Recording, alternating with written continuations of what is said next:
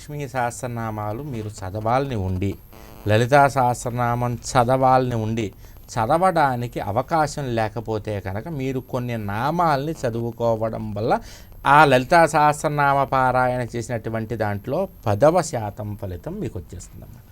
ఉదాహరణకి లలితా సహస్రనామం చదవాలి కానీ నోరు తిరగదు, పాపం రాదు. అలాంటి వాళ్ళు లలితా సహస్రనామంలో మొట్టమొదటి నామము శ్రీమాత. ఓం శ్రీమాత, ఓం శ్రీమాత్రే నమః. అందు గురించి నేను ప్రతిరోజు కూడా నేను అని అందరి చేత అనిపిస్తాను ఆ నామాన్ని. అలా చేయడం వల్ల లలితా అమ్మవారి యొక్క అనుగ్రహం కలుగుతుంది. అదేవిధంగా లక్ష్మీదేవికి సంబంధించి సహస్రనామాలు చదవలేనటువంటి వాళ్ళు ఓం భార్గవి నమో నమః, ఓం సముద్రరాజతనయ నమో నమః, ఓం చంద్ర సహోదరి నమో నమః. ఈ 3 నామాల్ని జాగ్రత్తగా పారాయణ చేసుకుంటూ ఉంటే కనుక ఈ నామాలు చదువుకోవడం వల్ల ఈ సహస్రనామాలు చదవలేనటువంటి వాళ్ళందరికీ కూడా సంపూర్ణమైనటువంటి అనుగ్రహం కలుగుతుందమ్మా.